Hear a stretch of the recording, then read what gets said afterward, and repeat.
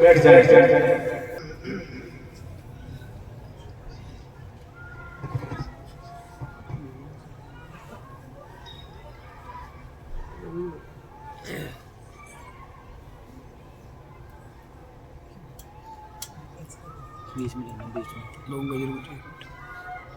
بسم الله الرحمن الرحيم. الحمد لله نحمده ونستعينه ونستغفره ونؤمن به ونتوكل عليه ونعوذ بالله من شرور أنفسنا ومن سيئات أعمالنا. من يهده الله فلا مضل له ومن يضلل فلا هادي له. ونشهد أن لا إله إلا الله وحده لا شريك له ونشهد أن سيدنا ومولانا محمدا عبده ورسوله صلى الله تعالى عليه وعلى آله وأصحابه وبارك وسلم تسليما كثيرا.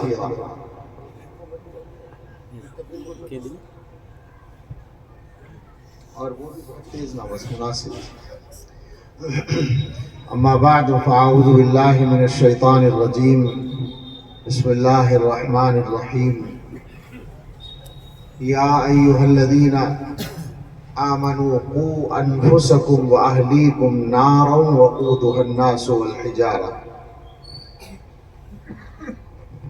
وقال تعالى إن الذين قالوا ربنا الله ثم استقاموا فلا خوف عليهم ولا هم يحزنون.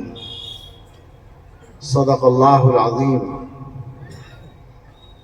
قال رسول الله صلى الله عليه وسلم اتق الله حيثما كنت وأتبع السيئة الحسنة تمحها وخالق الناس بخلق حسن، أو كما قال عليه الصلاة والسلام سبحان ربك رب العزة عما يصفون وسلام على المرسلين والحمد لله رب العالمين.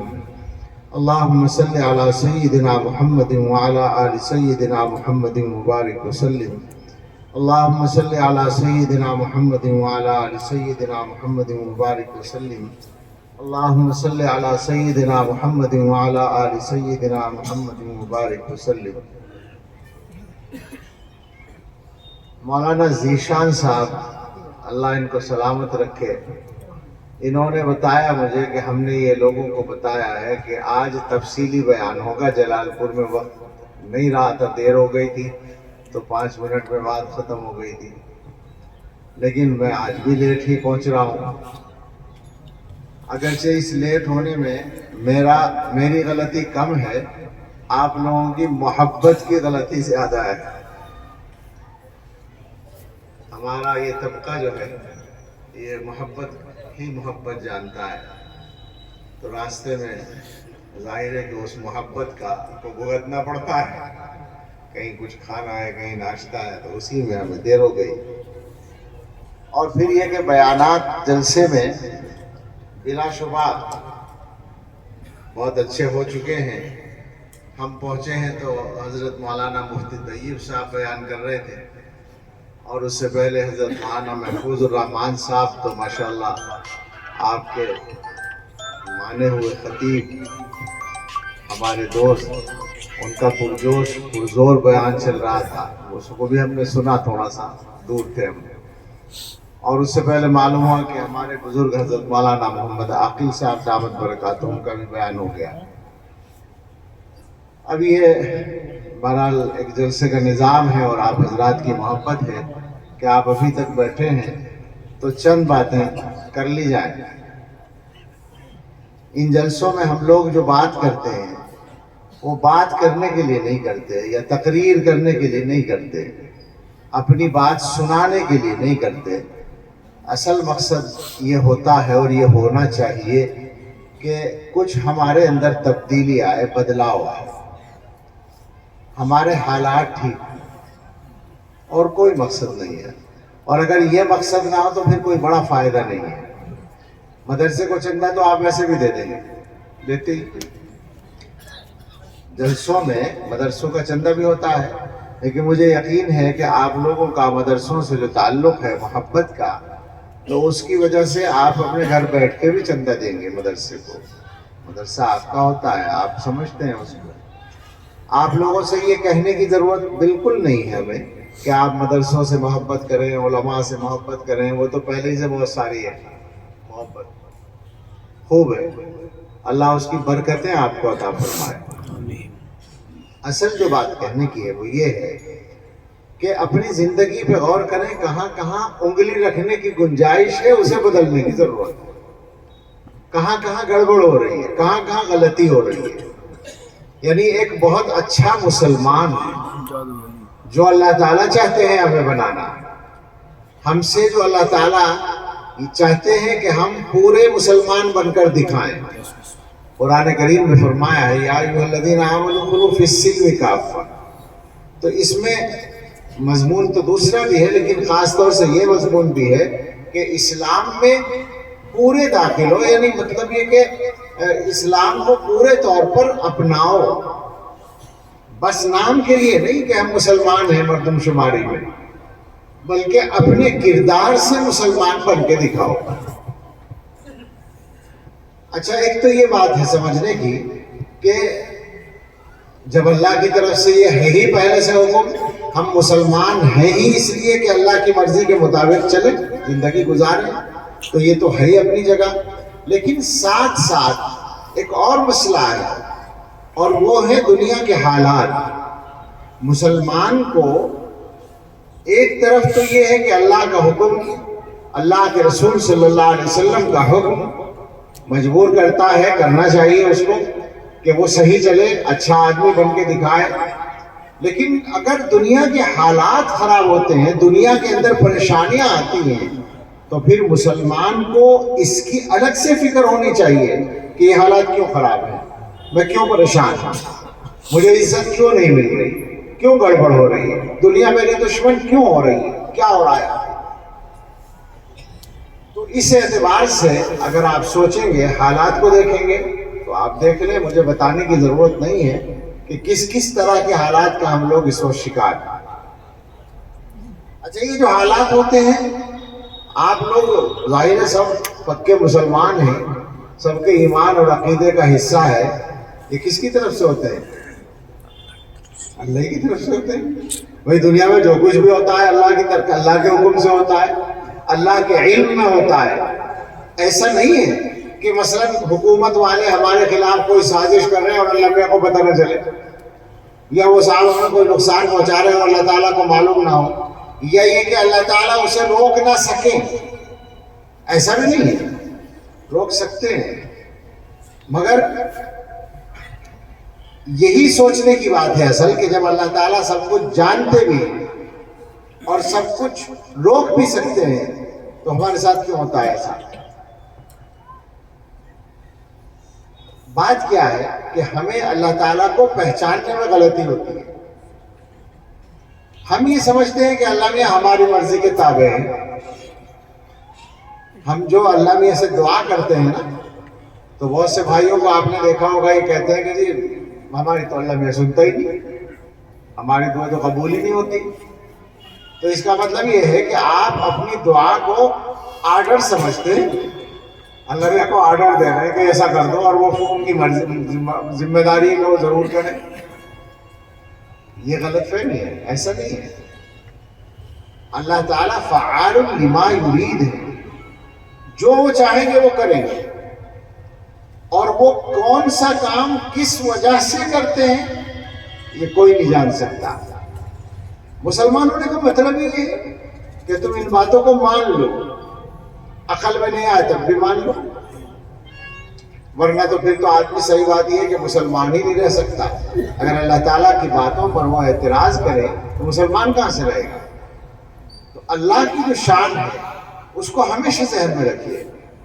اللہ تعالیٰ نے اپنے بارے میں بہت کچھ بتایا، قرآن میں بھی اور حدیثوں میں رسول اللہ صلی اللہ علیہ وسلم نے اللہ تعالیٰ کے بارے میں بتایا. ایک حدیث آج کل میری زبان پر بہت آتی ہے، یہاں بھی اچانک یاد آ گئی تو میں اس کو عرض کرتا ہوں، پڑھتا ہوں. اس میں اللہ تعالیٰ کا گویا تعارف سا ہے ایک طرح سے. فرمایا، حدیث ہے حضور صلی اللہ علیہ وسلم نے بیان کیے، مگر وہ بیان اللہ کی طرف سے، جس کو حدیث قدسی کہتے ہیں. اللہ تعالیٰ جیسے اپنے بارے میں بات کر رہے ہیں. حضرت ابو ذر رضی اللہ تعالیٰ عنہ کی روایت ہے کہ رسول اللہ صلی اللہ تعالیٰ علیہ وسلم نے ارشاد فرمایا کہ اللہ تعالیٰ فرماتے ہیں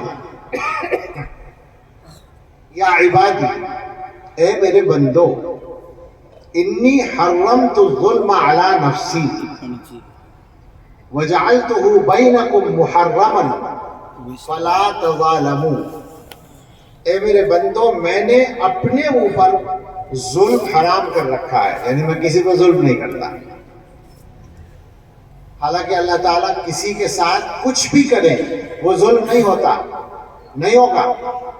اگر اللہ تعالیٰ کی مرضی یہ ہو کہ سارے مسلمانوں کو جہنم میں ڈال دیں اور سارے کافروں کو جنت میں بھیج دیں تو کوئی اعتراض کی گنجائش نہیں۔ یہ زبردستی کی بات نہیں ہے، اس کو سمجھو، یہ زبردستی نہیں ہے۔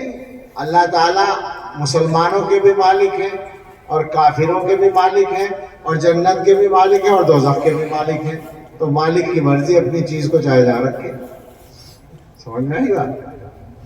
تو اگر اللہ تعالیٰ ایسا کرے بھی تو ظلم نہیں ہوگا، مگر جس کو تم ظلم سمجھتے ہو اللہ نے کہا میں وہ بھی نہیں کرتا۔ یعنی ایک آدمی ایمان والا اور میں اسے جہنمی میں بھیجوں جنت میں نہ بھیجوں، ایسا میں نہیں کرتا، بندوں پر ظلم نہیں کرتا۔ اپنے اوپر ظلم حرام کیا ہے تو کوئی تمہارے لیے حلال کر دیا ہوگا؟ تمہارے لیے بھی حرام ہے، تم بھی آپس میں ایک دوسرے پر ظلم نہ کرو۔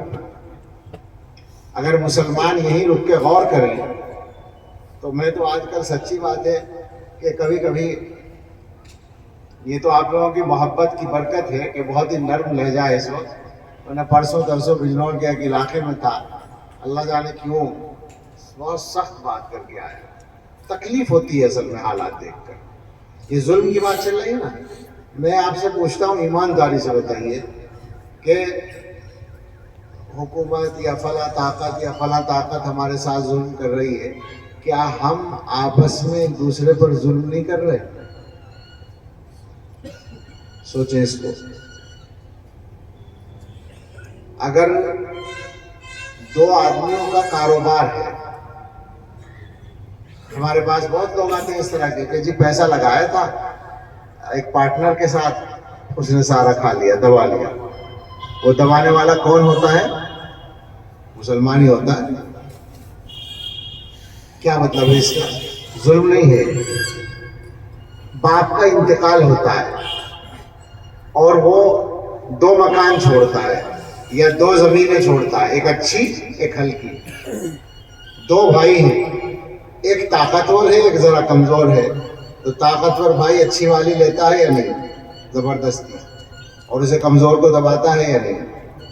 یہ ظلم نہیں ہے؟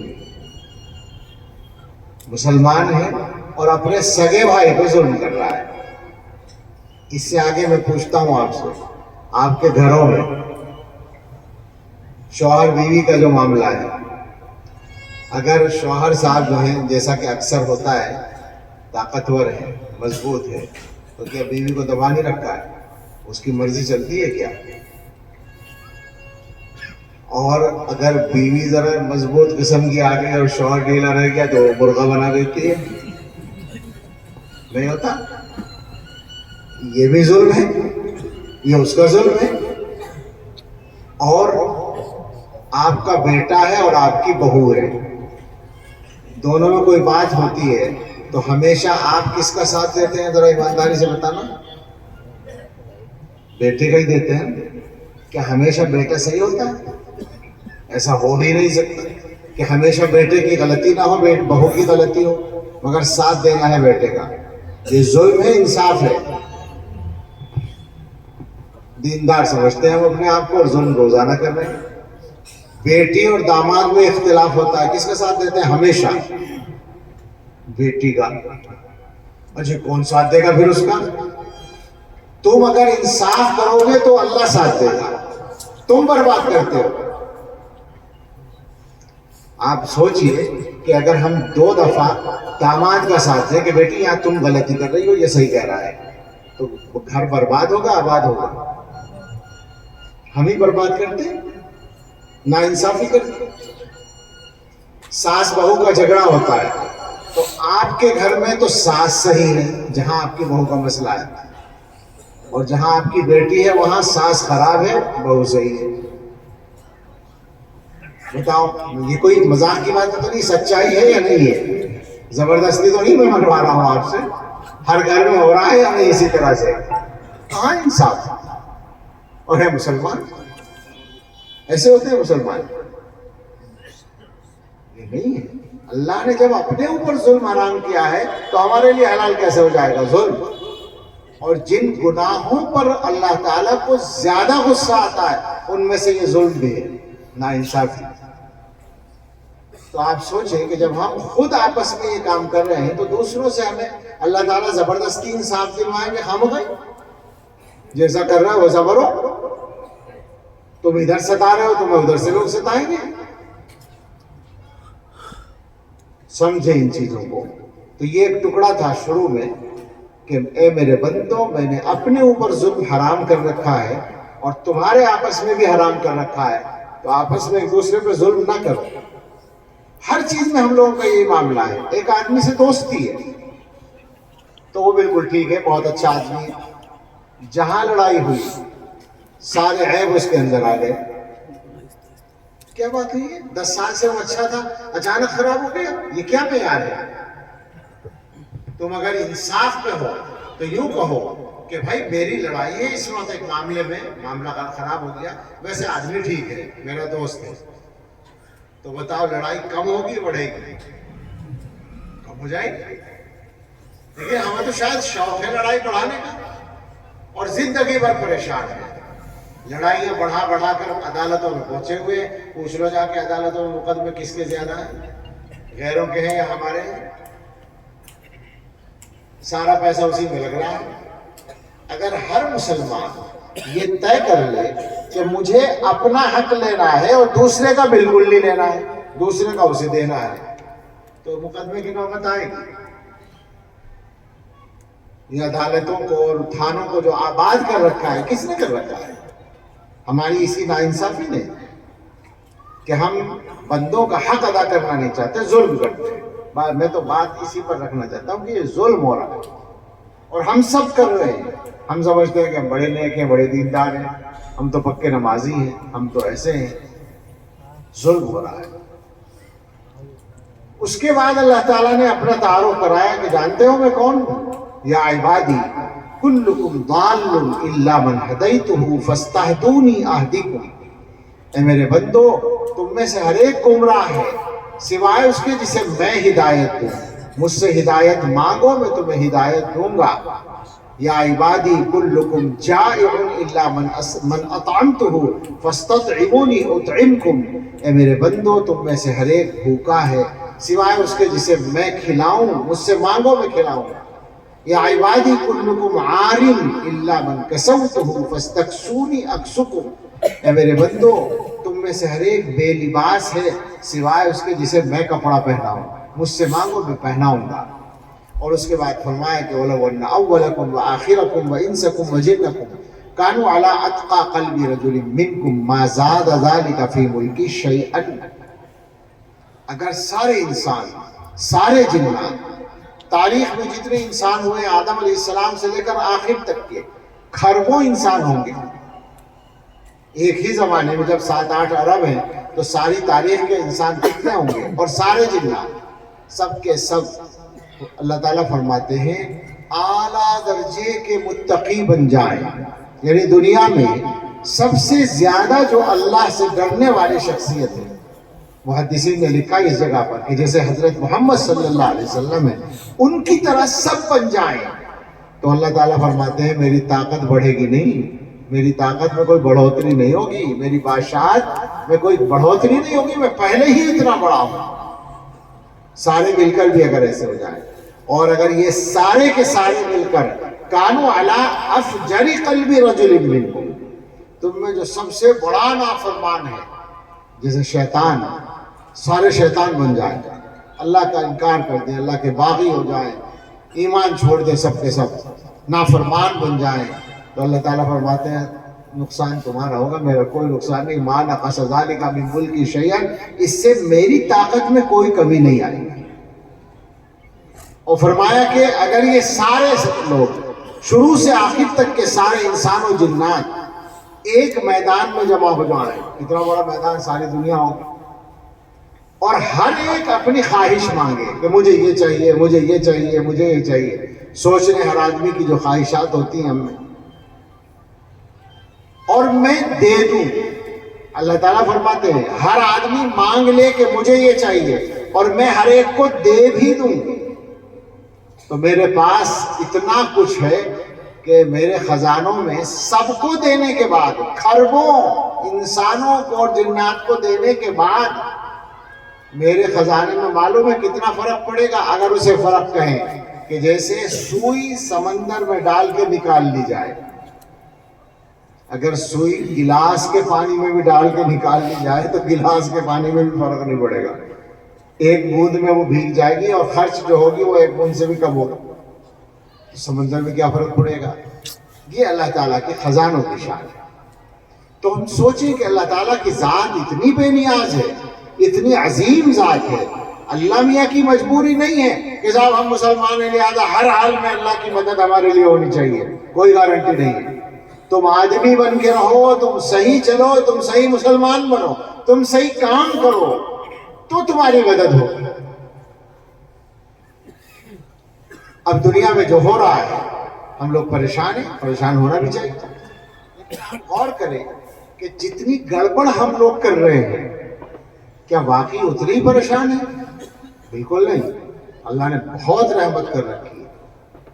گڑبڑ کیا کر رہے ہیں؟ ایک تو میں نے ابھی بتایا ظلم کر رہے ہیں. ظلم کی تفسیر تو ہو گئی نا، زبردستی تو نہیں، صحیح بات کہی ہے نا، سچی بات. جب یہ سچی بات ہے تو اسے جھوٹا کر دو، طے کر لو. آج ہی جتنے لوگ یہاں بیٹھے ہیں اپنے اپنے گھر میں انصاف پہ چلیں گے انشاءاللہ. جناب زندگی کا مزہ آ جائے گا اگر یہ مزاج بنا لو گے. ہم نے لوگ دیکھے ہیں ایسے لوگ دیکھے ہیں جن کے ہاں انصاف ہی انصاف دیکھا تو ان کی زندگی میں جو سکون دیکھا وہ کسی کی زندگی میں نہیں دیکھا. ہم نے حضرت ماریہ سے اندر گھر میں دیکھا، ان کے ہاں 100% انصاف تھا. ہمیشہ جس کی غلطی ہے اس کی غلطی بتائیں گے، چاہے بیٹھا ہو یا کوئی. تو انصاف کا ارادہ کر لیجیے گھروں میں، اور گھروں ہی میں نہیں سارے معاملات میں یہ طے کر لیں کہ کسی کا حق نہیں دبائیں گے، کسی کا حق اپنی طرف آنے نہیں دیں گے. اپنا لیں گے بس، اپنا مت چھوڑو. کوئی نہیں کہہ رہا آپ اپنا چھوڑو، لیکن دوسرے کا ایک حبہ نہ لو، 1 انچ نہ لو. مصیبت ہے، کوئی فائدہ نہیں ہوگا، بے فکر رہو. تم اگر دوسرے کی زمین دبا بھی لو گے دنیا ہی میں برباد کرے گی، اور آخرت کا عذاب تو جھیلنے لائق ہی نہیں، پکی بات ہے. تو ایک تو ہم سب کو توبہ کرنی ہے ظلم سے انشاءاللہ. ایک دوسرا کام اور کریں، کرو بات آگے. ایک گزارش اور ہے، سودی قرضہ لینا چھوڑ دیں. پانی بنتا ہے، معلوم ہے مجھے، کوئی راز نہیں. آج کل تو میں ہر جگہ یہ کہتا رہتا ہوں اور سمجھانے کے لیے نام لیتا ہوں کہ میں ہندوستان کے اکثر صوبوں میں گیا ہوں اور جاتا ہوں، اور اپنا علاقہ جو ہے اس کے تو ہر ضلع میں جاتا ہوں. تو اپنے جتنے قریب کے ضلع ہیں، سہارنپور ہے، مظفر نگر ہے، بجنور ہے، میرٹھ ہے، شاملی ہے، باغپت ہے، کیا نام ہے اس کا، اور اس کے بعد دلی ہے، اور آپ کا یہ علاقہ ہے جہاں آنا جانا ہوتا ہے، اور ہریانہ کے دوسرے علاقے ہیں، میوات کا علاقہ ہے، راجستھان ہے، گجرات ہے، مدھیہ پردیش، چھتیس گڑھ، آندھرا، تلنگانہ، اڑیسہ، بہار، بنگال، جھارکھنڈ، آسام، ادھر مہاراشٹر، کیرلا، اور ساتھ تمل ناڈو اور کرناٹک، اور ساتھ اور کوئی بچ گیا ہو 2-4 صوبے ایسے نہیں جہاں میں نہیں گیا ہوں. ہندوستان کے جس صوبے میں، جس شہر میں، جس گاؤں میں جانا ہوا ہے ہر جگہ میں پوچھتا ہوں جا کر. اب میں یہ کہہ سکتا ہوں بالکل دعوے سے، ابھی تک کوئی گاؤں بھی ایسا نہیں ملا کہ جہاں میں نے پوچھا ہو کہ بھائی یہاں سودی قرضہ تو نہیں ہے، لوگوں نے نہیں میں جواب دیا ہو. ابھی تک ایسا نہیں ہے. ہر جگہ کے مسلمان سودی قرضے میں بندھے ہوئے. آپ میں بہت سے لوگ سوچ رہے ہوں گے کہ جی ہماری تو مجبوری ہے، ہمیں کھیتی کرنی ہے، فلاں کرنا ہے. بالکل کوئی مجبوری نہیں ہے. حرام کام کسی آدمی کی مجبوری کبھی نہیں بن سکتا. سمجھ لو اس کو. اللہ تعالیٰ سے اگر حلال لینے کا عہد کر لو گے کہ اللہ میں حلال چاہیے، حرام نہیں چاہیے، تو اللہ تعالیٰ حلال دیں گے اور برکت کے ساتھ دیں گے اور مزے کے ساتھ. ایک سوال کرتا ہوں، ڈر لگتا ہے ایسی باتیں کرتے ہوئے، لیکن کیا کریں، ذمہ داری اسی طرح کی ہے. حضور صلی اللہ علیہ وسلم اگر کسی پہ لعنت بھیجیں، لعنت کا ترجمہ تو جانتے ہوں گے، رحمت سے دور ہونا. حضور کہہ رہے اللہ فلاں کے اوپر لعنت کرے، یعنی اس کا مطلب وہ اللہ فلاں کو رحمت سے دور کرے، تو وہاں رحمت آئے گی؟ حضور کی دعا تو سچی پکی قبول ہونے والی ہے نا. تو حضور نے لعنت کر رکھی ہے سود لینے والے پر بھی اور سود دینے والے پر بھی، سود کھانے والے پر بھی اور کھلانے والے پر بھی اور لکھنے والے پر بھی. تو ہم دینے والے تو بنے ہوئے ہیں، سود دینے والے. بلکہ کچھ مسلمان ایسے بھی ہیں جو سود لیتے بھی ہیں. آپ کے یہاں بھی ہوں گے، آپ کے علم میں ہوں گے ایسے لوگ کہ پیسہ ہے ان کے پاس، وہ اپنے غریب مسلمان بھائی کو قرضہ دیتے ہیں اور واپس لیتے ہیں سود کے ساتھ. ان پہ تو ڈبل لعنت. اور ہماری لعنت نہیں ہے، یہ اللہ کے رسول صلی اللہ علیہ وسلم کی لعنت. تو اب آپ بتائیے کہ جب حضور کی طرف سے لعنت کی بد دعا آ رہی ہے تو برکت آئے گی کیا؟ سب کہتے ہیں جی برکت کی دعا کر دو، کاروبار نہیں چل رہا، نقصان ہو رہا، فلاں ہو رہا، اور سودی قرضہ لے کے بیٹھے. حضور نے لعنت کی دعا کر رکھی، بد دعا کر رکھی ہے، تو برکت کہاں سے آ جائے گی؟ تو بتاؤ بھائی، آئی سمجھ میں بات؟ یہ میری بات اگر غلط ہو تو آپ مجھے ابھی بتا دیں، اور اگر صحیح ہے تو توبہ کریں. سب ارادہ کر لیں کہ آہستہ آہستہ جیسے ممکن ہو اس سے پیچھا چھڑانا ہے انشاءاللہ. ہر طرح کے سودی قرضے سے پیچھا چھڑانا ہے. خدا کے واسطے مان لیں، حالات خرابی کی طرف جا رہے ہیں بہت زیادہ، بہت زیادہ. قرآن میں اللہ فرمائے کہ یمحق اللہ الربا، اللہ تعالیٰ سود کو گھٹاتے ہیں، صدقے کو بڑھاتے ہیں. تو بابا کیسے برکت ہو جائے گی؟ تو اس لیے ایک کام ارادہ کر لیں اور اللہ سے مدد مانگیں. میں یقین دلاتا ہوں آپ کو اللہ کی مدد آئے گی اگر آپ ارادہ کریں گے. میرے جاننے والوں میں سے لوگ موجود ہیں جنہوں نے یہ کام کیا ہے، توبہ کی ہے، چھوڑا ہے. میں سنایا کرتا ہوں کبھی کبھی، وہاں جاتا ہوں میں اعتکاف میں جہاں، وہاں ایک صاحب نے مجھ سے کہا کہ آپ نے اس پر بات کی تھی اور پچھلے سال، اور میرا کاروبار 2.5 کروڑ کا ٹرن اوور تھا، 2.5 کروڑ میں تھا، لیکن سودی قرضہ تھا. میں نے توبہ کر لی اور اس کے بعد سودی قرضے سے پیچھا چھڑایا. اب میں 50 لاکھ پہ ہوں، 2.5 کروڑ سے 50 لاکھ پہ آ گیا، یعنی 20% کاروبار رہ گیا. لیکن میرا دل مطمئن ہے اور مجھے یقین ہے کہ انشاءاللہ برکت آئے گی. اگلے سال جو میں نے ان کی بات سے اندازہ لگایا، پوچھا تو نہیں لیکن اندازہ ہوا کہ وہ 2.5 کروڑ سے بھی کہیں آگے جا چکے. تو ارادہ کریں گے، ہمت کریں گے تو ہو جائے گا. ابھی میں کہاں تھا، کھانا کھا رہا تھا، جب فون ایک چل رہا تھا تو راجستھان سے فون تھا. وہ بیچارہ پوچھ رہا تھا کہ میرے ذمہ قرضہ ہو گیا ہے اور کسی سے اس کو ادا کرنے کے لیے کوئی انتظام نہیں، کوئی قرضہ دے بھی نہیں رہا، تو میں لون لے لوں، سودی قرضہ لے لوں. وہ مجھ سے پوچھ رہا ہے، مجھ سے تعلق بھی ہے. میں نے کہا نہیں. کہنے لگے جی کوئی راستہ نہیں ہے. میں نے کہا بالکل نہیں، راستہ یہ نہیں ہے، جو ناجائز ہے وہ ناجائز ہے. اللہ سے دعا کرو، اللہ سے مانگو، محنت کرو، کوشش کرو، اللہ تعالیٰ راستہ نکال دے. یہ ابھی کی بات ہے. تو اس لیے آپ سب یہ طے کر لیں، خدا کے واسطے بدل دیں حالات. بالکل حالات بدل جائیں گے. جس علاقے کے مسلمان سودی قرضے سے اپنے آپ کو اپنا پیچھے چھڑا لیں گے، وہاں برکتوں کی بارش ہوگی انشاءاللہ. یہ دوسری بات ہو گئی. تیسری بات کہتے ہوئے اور شرم آتی ہے، کیا کریں، باتیں کرتے کرتے بے شرم ہو گئے، ہونا پڑتا ہے. نشہ، اس کی کچھ تفصیل کی ضرورت ہے، یا سمجھانے کی ضرورت ہے، یا بتانے کی ضرورت ہے. اس علاقے میں کتنا نشہ ہے یہ بتانے کی ضرورت ہے؟ میرا خیال سے ضرورت نہیں. ہندوستان بھر میں جو ہے، میں وہ بتاؤں آپ کو ہندوستان بھر میں اگر جائزہ لیا جا رہا ہے تو مسلمانوں میں نشہ ہندوؤں سے زیادہ ہے، جو میں جانتا ہوں، جو مجھے بتایا گیا، جو سروے آبادی کے اعتبار سے مسلمانوں میں زیادہ ہے۔ کتنی خراب بات ہے، کتنی شرم کی بات ہے، حیرت ہوتی ہے۔ کلمہ پڑھتے ہیں ہم، اپنے آپ کو مسلمان کہتے ہیں اور نشہ کرتے ہیں، یعنی اس کا مطلب یہ ہے اپنی عقل کو خود خراب کرتے ہیں۔ اللہ کے واسطے سب لوگ اس سے توبہ کریں، جتنے بھی کوئی جوان لڑکے یا جو بھی ہوں، اگر اس کی عادت پڑی ہوئی ہو تو خدا کے واسطے توبہ کر لیں، ورنہ مصیبت ہی مصیبت ہے۔ زندگی اجیرن ہے، اپنی زندگی بھی، اپنے ماں باپ کی بھی، اپنے گھر والوں کی بھی، اگر بیوی شادی شدہ ہے تو بیوی کی بھی، سب کی وہ زندگی مصیبت ہے اور نہ ہو سکتا ہے، اس سے پوری توبہ کریں۔ اور اس کے بعد 3 باتیں تو یہ ہو گئی۔ ایک بات میرا خیال ہے ساری دنیا جانتی ہے، سارا مسلمان جانتا ہے، نمازوں کی پابندی شروع کرتے ہیں۔ نمازوں کے سلسلے میں جو کوتاہی ہے اس کو معمولی نہ سمجھیں۔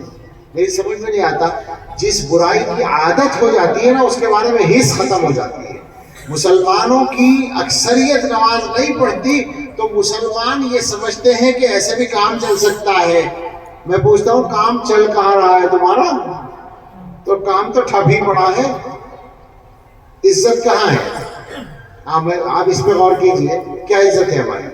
سارے مسلمان مل کے ہندوستان میں یا ساری دنیا کے مسلمان مل کر کے دنیا میں بین الاقوامی سطح پر کوئی فیصلہ بدلوا سکتے ہیں، کوئی اپنی مرضی کا فیصلہ کروا سکتے ہیں؟ ہے کوئی عزت، کوئی حیثیت، کوئی وزن، کوئی طاقت؟ کچھ بھی تو نہیں ہے۔ دنیا میں سبھی طرح کے لوگ جیتے ہیں، کھاتے ہیں، پیتے ہیں، ہم سمجھ رہے ہیں کہ ہم بھی کھا پی رہے ہیں، گھروں میں رہ رہے ہیں تو گویا ٹھیک چل رہا ہے کام۔ کوئی ٹھیک نہیں چل رہا ہے۔ دنیا میں ہم لوگ جس طرح کے جس موڑ پر پہنچے ہوئے ہیں وہ زوال کی انتہا ہو گئی ہے۔ یعنی دنیا ہماری تقدیر کے فیصلے کرتی ہے، دنیا ہمارے راستے طے کرتی ہے، کدھر تمہیں جانا ہے وہ ہمیں بتاتے ہیں اور ہم نہیں چاہتے ہوئے پھر بھی جاتے ہیں، جانا پڑتا ہے۔ ہمارے اندر یہ دم ہی نہیں ہے کہ اس کے خلاف چل سکے۔ تو حالات بہت خراب ہیں، یہ مت سمجھے کہ کام چل رہا ہے۔ ہر آدمی یہ طے کر لے کہ آج کے بعد زندگی میں کوئی نماز انشاءاللہ نہیں چھوٹے گی۔ انشاءاللہ نماز کی برکتوں کا اندازہ نہیں ہے۔ نماز، اور سچی بات یہ ہے کہ ہماری نمازوں کے سلسلے میں جو غفلت ہے، اس غفلت نے ہندوستان کے ماحول کو بدل دیا۔ لوگ تو یہ کہیں گے، اور ظاہری اسباب میں یہ بات بالکل ٹھیک ہے کہ بی جے پی نے یا آر ایس ایس نے یا حکومت نے یہ ماحول بنا دیا کہ صاحب نمازوں میں رکاوٹ ڈالی جا رہی ہے، لیکن میں اس طرح نہیں سوچتا۔ میرا خیال یہ ہے کہ ہمیں ہماری غلطی کی سزا مل رہی ہے۔ اللہ تعالیٰ نے ہمیں ہر جگہ نماز پڑھنے کی آسانی دی تھی۔ گھروں کی آسانی تو اب بھی باقی ہے، گھروں میں پڑھ لو۔ مسجدوں کی آسانی تو اب بھی باقی ہے، مسجدوں میں پڑھ لو۔ اللہ نے آسانی ایسی دی تھی کہ دنیا میں کوئی جگہ نہیں تھی جہاں ہم نماز نہ پڑھ سکیں۔ اسی ہندوستان میں، اسی ہندوؤں کے ماحول میں ہم نے ہندو بھائیوں کے بیچ میں کھڑے ہو کر نمازیں پڑھی ہیں، اور انہوں نے زیادہ خوشی کے ساتھ جگہ دی ہے نماز پڑھنے کے لیے۔ بار بار نمازیں پوچھیں، جو لوگ سفر کرتے ہیں اور انہوں نے تجربے کیے ان سب کو پتا ہے۔ میں نے خود ٹرین میں لوگوں کی صفوں کے بیچ میں، بھیڑ میں، ہر جگہ نمازیں پڑھی ہیں۔ بس اڈوں پہ نمازیں پڑھی ہیں، بس کے اندر نماز پڑھی ہے، ہندوؤں کی بس میں، ہندو زیادہ سواریاں ہیں اس میں، ایسی بس میں، ہوائی جہاز کے اندر نمازیں پڑھی ہیں، ہوائی جہاز کے دروازے کے پاس نماز پڑھی ہے، بورڈنگ جہاں ہوتی ہے بورڈنگ کے گیٹ کے پاس نماز پڑھی ہے، ہر جگہ نماز پڑھی ہے، آسانی کے ساتھ پڑھی ہے۔ لیکن اب حالات بدل گئے۔ خود میرے ساتھ یہ ہوا، اسی ہفتے میں ہوا، بیلگام کے ایئرپورٹ پہ تھا، کرناٹک میں، مغرب کا وقت تھا، چھوٹا سا ایئرپورٹ ہے وہ۔ میں نے ایک طرف مسلح بچھا کے نیت باندھ دی، میرے ساتھ ایک آدمی تھا، پولیس والا آ کر اس سے جھگڑنے لگا کہ ان کو روکیے، فوراً روکیے، بالکل قانون کے خلاف ہے، یہاں نماز نہیں پڑھ سکتے۔ اور میں چاہا جلدی سے پوری کروں، مگر اس نے بہت زیادہ وہ کیا اس آدمی میرے ساتھ والے سے، تو میں نے نیت توڑی۔ میں نیت توڑنے پر مجبور ہوا، میں نے اس سے ناگواری کا اظہار کر دیا، لیکن یہ واقعہ ہے کہ وہ مجبور تھا، تو پابند ہے. اس نے مجھ سے کہا کہ نہیں اجازت نہیں ہے، آپ سپریم کورٹ کا آرڈر آ چکا ہے، پڑھ لیجیے آپ اس آرڈر کو. تو میں نے کہا کہ مجھے تفصیل بتانے کی ضرورت نہیں ہے، میں نے نماز توڑی ہے جو ہمارے یہاں سب سے بڑا گناہ ہے نماز کا توڑنا، لیکن تمہاری مجبوری میں توڑی ہے چونکہ تمہاری ڈیوٹی کا مسئلہ تھا. اب خاموش رہو. لیکن ہو گیا، حالات بدلے ہوئے. کس کی غلطی ہے؟ جو کچھ ہوتا ہے، میں نے شروع میں کہا تھا جو کچھ ہوتا ہے اللہ میاں کے حکم سے ہوتا ہے، اللہ کے علم میں ہوتا ہے. کیوں ہو رہا ہے ایسا؟ تم نے اپنی مسجدوں میں نمازیں نہ پڑھ کے دی، تم نے اپنے گھروں میں نمازیں نہ پڑھ کے دی، تو ہم تمہیں کیوں آسانی دیں ہوائی جہازوں میں اور ایئرپورٹ پہ اور ٹرینوں میں نماز پڑھنے میں؟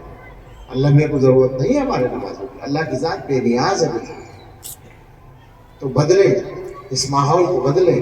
سارے مسلمان اگر توبہ کر لیں اور مسلمانوں کی اکثریت نماز پر آ جائے، میں یقین سے کہتا ہوں سارے مسائل آسانی کے ساتھ حل ہو جائیں.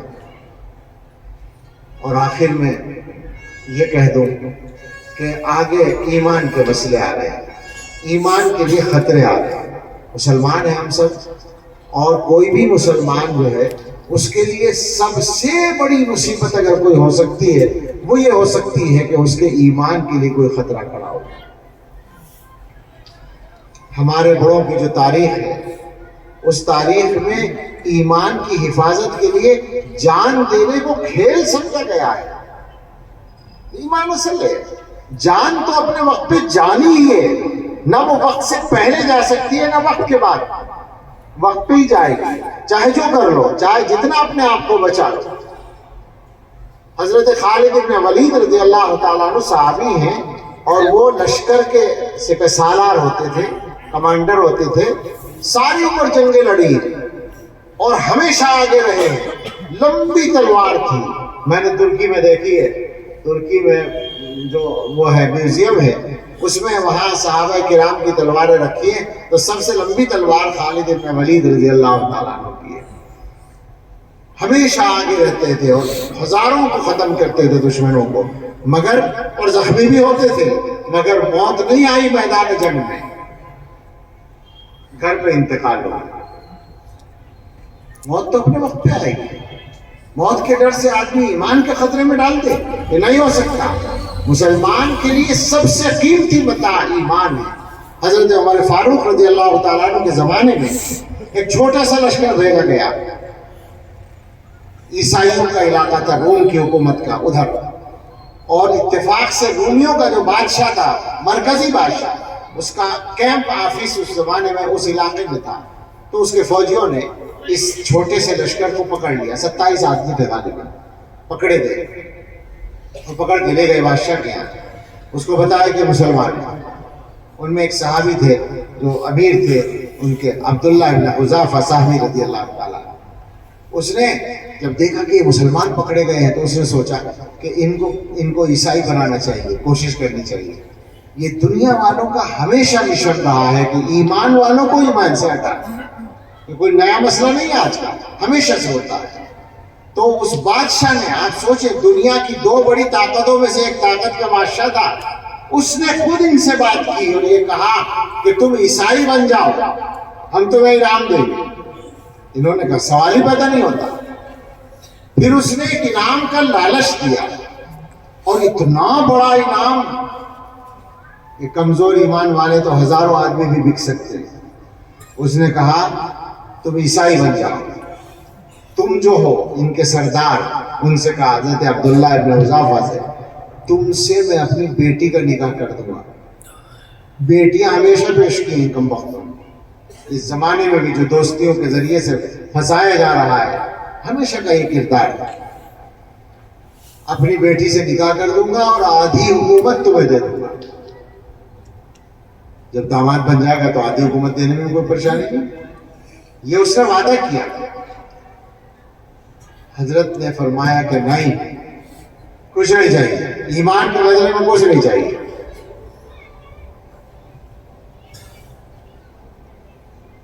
ایمان کی کوئی قیمت ہی نہیں، ساری دنیا قیمت نہیں. قیمت خود ہر دو عالم گفتگی، نیک والا کن کے ارزانی حنون. فارسی کا غیر آ گیا، تو نے اپنی قیمت دو عالم کو بتایا ہے، اور قیمت بڑھا. یہ سستے قیمت ہے. ایمان کی قیمت پوری دنیا میں نہیں ہے، اس لیے کہ دنیا مل گئی آپ کو، ساری دنیا مل گئی. 100 سال سے پہلے مر جاؤ گے یا بعد میں مر جائے گی؟ مرنا تو ہے ہی. دنیا پھر چھوٹ جائے گی اور ایمان چلا گیا ہمیشہ کے لیے جاننا.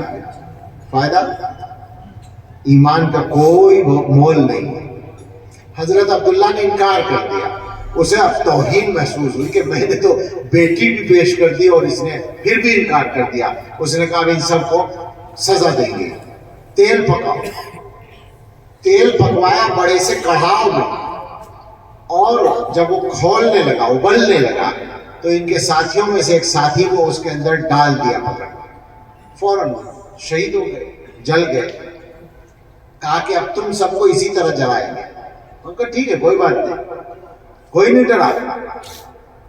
کہنے لگا اچھا آپ پہلے اسی کو لے جاؤ جو ان کا سردار ہے، اس کو سب سے پہلے ڈالو. لے گئے. راستے میں دور رکھا ہوگا نا، وہ راستے میں دیکھا کہ وہ رو رہے، ان کی آنکھوں میں آنسو ہیں. تو انہوں نے سمجھا کہ شاید اب ڈر گیا ہے اور ہو سکتا ہے اب مان جائے. تو واپس لے گئے. بادشاہ سے کہا کہ یہ رو رہا ہے. تو اس نے کہا کہ شاید اب تم ہماری بات ماننے کے لیے تیار ہو. تیار ہو اگر تو بتاؤ، اب بھی معاف کر دیں گے. کہنے لگے کیا مطلب؟ اچھا میرے آنسوؤں سے دھوکا ہوا ہوگا، ٹھیک ہے. فرمایا کہ میرے رونے کی وجہ یہ نہیں ہے کہ تمہاری اس سے ڈر رہا ہوں میں کہ اس میں مجھے جلا دیا جائے گا. رونا تو یوں سوچ کے آ رہا ہے کہ آج ایمان پر جان قربان کرنے کا موقع مل رہا ہے. تمنا یہ آ رہی ہے کہ کاش میرے ہر بال کے بدلے ایک جان ہوتی اور میں اسے قربان کرتا. ایمان پر یہ قیمت ہے. ایمان مسلمان کے لیے ایمان سے بڑی کوئی چیز ہو ہی نہیں سکتی. مسلمان اگر اپنے ایمان کے لیے پورا علاقہ اپنی جان دے رہے ایمان بچانے کے لیے تو سستا سودا ہے. کوئی پریشانی کی بات نہیں، کوئی ڈرنے کی بات نہیں. جان کچھ بھی نہیں ایمان کے سامنے. اور پیسہ اور دنیا کا لالچ کیا مطلب ہے اس کا؟ یا کوئی دباؤ؟ نہیں، بالکل نہیں. ایمان ہماری سب سے قیمتی چیز ہے اور مسلمانوں نے ایمان کی حفاظت ہمیشہ ہر قربانی دے کر کی ہے. صرف ایمان ہی نہیں، اعمال کی حفاظت کی ہے. ابھی نماز کی بات میں کر رہا تھا، وہ یاد آیا. مولانا حضرت مولانا تقی عثمانی صاحب دامت برکاتہم نے لکھا ہے کہ افریقہ کے ایک ملک میں انہوں نے ایک مسجد دیکھی. اس کی تاریخ دیکھی کہ وہاں پر 250-300 سال پہلے جو وہاں کے حاکم تھے انگریز، انہوں نے کسی علاقے کے مسلمانوں کو وہ پکڑ کے لے گئے. 400-500 شاید تھے وہ لوگ، اور ان کو غلام بنا لیا اور ان پر ظلم کیا. اور ظلم یہ کر رکھا تھا کہ ایک دیوار بنا دی تھی، 4 دیواری کیمپ بنا دیا تھا ان کے لیے، اور اسی میں ان کو رکھتے تھے رات کو، اور صبح سے شام تک اپنے کھیتوں میں کام کراتے تھے. اور ایک وقت ان کو 2 وقت کھانا مل جاتا تھا اور کوئی کام کرنے کی اجازت نہیں تھی. شام کو اس میں لا کر بند کر دیا جاتا تھا، تالا لگاتے تھے، پہرے دار رہتا تھا. کہیں نہیں جا سکتے تھے، کوئی مطالبہ نہیں کر سکتے تھے. لیکن وہ اللہ کے بندے اپنے ایمان کی حفاظت کے لیے، اپنی نماز کی حفاظت کے لیے یہ کرتے تھے کہ صبح سے شام تک کھیتوں میں کام کر کے تھکے ہوئے آئے اور آ کر کھانا کھایا. کھانا کھا کے بھی فوراً نہیں سوتے تھے، انتظار کرتے تھے کہ وہ پہرے دار جو ہے وہ سو جائے. اور جب وہ سو جاتا تھا تو چپ کے نکلتے تھے دیوار سے یا کسی طرح سے، اور قریب میں ایک پہاڑی پر ایک جگہ بنا لی تھی، وہاں جا کے صبح سے شام تک کی 5 نمازیں پڑھا کرتے. اجازت نہیں تھی ان کو، چپکے سے پڑھتے تھے. کئی سال اس طرح گزرے.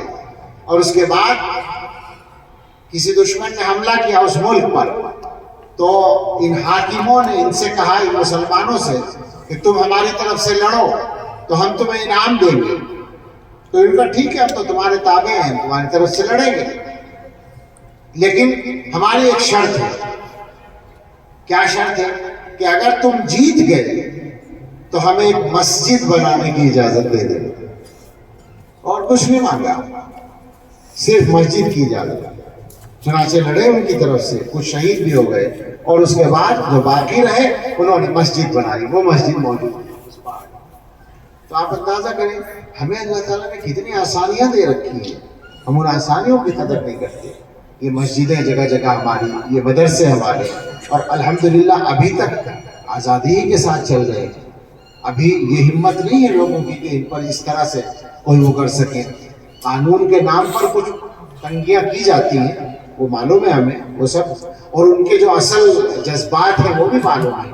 لیکن اگر مسلمان تہیہ کر لیں اپنے ایمان کی حفاظت کا, اپنی نسلوں کے ایمان کی حفاظت کا, تو اللہ تعالیٰ خطرات کو بھی دور کر دیں گے انشاءاللہ. تو اب میری باتیں ہو گئی, جو بھی باتیں اب تک کی ہیں ان کا خلاصہ 5 چیزیں ہوئی. 3 چیزوں کو چھوڑنے کی بات ہوئی ہے. ایک تو آپس میں, گھروں میں اور رشتہ داروں میں اور معاملات میں جو ظلم ہے اس کو چھوڑنا ہے, انصاف کرنا ہے. دوسرے سودی قرضوں سے پیچھا چھڑانا ہے. تیسرے نشے کو چھوڑنا ہے. چوتھے ہے کہ نماز کی پابندی کرنی ہے. اور 5ویں ہے کہ اپنی اور اپنے بچوں کے ایمان کی حفاظت کی فکر کرنی ہے. یہ 5 باتیں اس وقت میں نے کہی ہیں.